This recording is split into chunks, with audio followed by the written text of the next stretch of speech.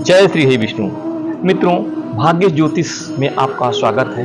ढेर सारी शुभकामनाओं के साथ आज के चैप्टर में मैं आपको छाया ग्रह केतु के बारे में बताऊंगा। राहु और केतु दोनों छाया ग्रह हैं, यानी कुंडली में जिस भाव में बैठते हैं उस भाव में वहां से किसी को देखते नहीं हैं, किसी पर दृष्टि ये नहीं डालते हैं, बल्कि जिस भाव में बैठते हैं उस भाव के प्रभाव को कम कर देते हैं। यानी जिस ग्रह के साथ बैठते हैं उस ग्रह का ये नुकसान हानि पहुंचाने का काम करते हैं। यदि चंद्रमा के साथ बैठ जाते हैं तो चंद्रमा दोष लगता है, यानी उस व्यक्ति को सर्दी जुकाम बलगम जल्दी जल्दी होता है और चंद्रमा संबंधित कल्पना शक्ति कम कर देता है। स्वच्छंद होकर के अगर केतु अपने जगह पे बैठ गया है, उच्च का होकर के बैठ गया है, तो राहु के जैसे अच्छी स्थिति देता है, यानी वह बिना मेहनत के बिना परिश्रम के धन की प्राप्ति देने लगता है, मान सम्मान प्रतिष्ठा भी देता है। गलत काम से भी कुछ पैसे आने लगते हैं, यानी गलत काम से तभी पैसा आएगा जब बिना मेहनत का पैसा हो, बिना परिश्रम का पैसा हो। उपहार स्वरूप मान सम्मान प्रतिष्ठा भी खूब बढ़िया सा देते हैं। लेकिन केतु हमेशा अच्छे भी नहीं होते हैं, इनके खराब स्थिति होने पर गुप्त बीमारियां हो जाती हैं। यदि केतु अच्छा नहीं है, अष्टम भाव का लग्न में बैठा हुआ है, तो कहीं ना कहीं यह खराब स्थिति देता है, बीमारियों में गुप्त बीमारियां देता है, जिनको बहुत देर में पता मिलता है, यानी डायग्नोसिस करने पर भी डॉक्टर उसको पता नहीं कर पाते हैं।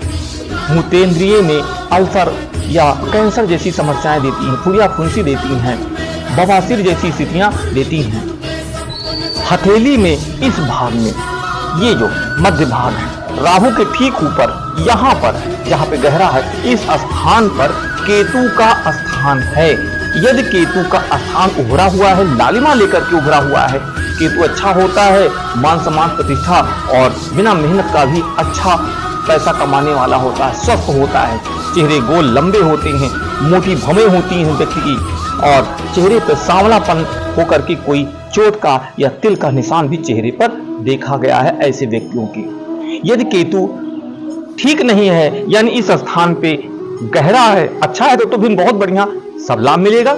लेकिन अगर केतु ठीक नहीं है, इस स्थान पे क्रॉस का निशान बना हुआ है, ज्यादा बैठा हुआ है, तो ऐसा व्यक्ति पेट, पेशाब, पथरी जैसी समस्याओं से ग्रसित हो सकता है। अल्सर, आंत संबंधी परेशानी, हाजमा से संबंधित परेशानी और बवासीर की समस्याएं, पेट, पेशाब, हड्डी में चोट लगने की जैसी समस्याएं उत्पन्न हो सकती हैं।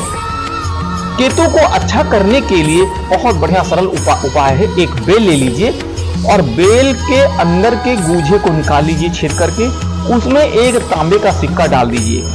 सैटरडे को कीजिए, ज्यादा अच्छा रहेगा। एक तांबे का सिक्का डाल दीजिए। यदि तांबे का सिक्का नहीं मिल पाता है तो कापर का तार ले करके उसे गोल गोल करके किसी हथौड़े से दबा दीजिए, चपटा कर दीजिए, वो सिक्के का आकार हो जाएगा। उस तांबे के सिक्के को बेल में छेद करके उसी में डाल देना है और डाल करके सिर से 7 बार घुमाना है। ओम किं केतुवे नमः, ओम किं केतुवे नमः, या केतु के किसी भी मंत्र से आप जप करके सिर से 7 बार घुमाएं और उस बेल को बहते हुए जल में प्रवाहित कर लीजिए। या इस बड़ी उंगली में एक 7.25 रत्ती का लहसुनिया पत्थर भी धारण करेंगे तो भी आपके लिए अति उत्तम होगा। शनिवार के दिन कुष्ठ के रोगियों को दान देना भी आपके लिए बहुत उत्तम है। काला उड़द का दान करें, आपके लिए ज्यादा उत्तम है। या चींटियों को आटा गुड़ मिला करके खिलाने से भी आपके केतु आपके पक्ष में हो जाएंगे।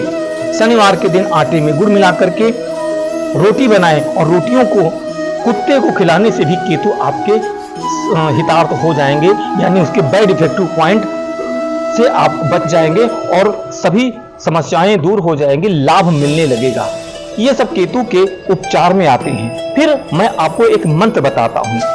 इस मंत्र का जप करें और केतु देव को प्रणाम करें, केतु ग्रह को प्रणाम करके इस श्लोक को, इस मंत्र को पढ़ेंगे तो आपके लिए केतु सहज हो जाएंगे।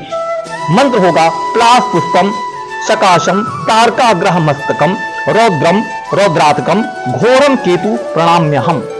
पुनः सुन लीजिए, प्लास पुष्पम सकाशम तारकाग्रह मस्तकम रौद्रम रौद्रातकम घोरम केतु प्रणाम्यहम। इस मंत्र का जप करें और केतु को प्रणाम करें। प्रतिदिन नहीं तो शनिवार को जरूर करें। ऐसा करने से केतु आपके पक्ष में हो जाएंगे और इसके नकारात्मक यानी जो वक्री स्थिति देते हैं, खराब स्थिति देते हैं, उससे आप बच जाएंगे। आपको लाभ मिलने लगेगा। देखेंगे कि सारी परेशानियां दूर हो जाती हैं। केतु की अधिकांश परेशानियां कैंसर, पेट में अल्सर, पेट पेशाब यानी जो गुप्त बीमारियां एकाएक आ जाती हैं, पता नहीं मिल पाता है, ये इन सभी समस्याओं से आप बच सकते हैं। यानी इस तरीके के रोगों से जो ग्रसित हैं, यह उपचार जरूर करें और आप देखिएगा आशातीत इसमें लाभ मिलना तय है।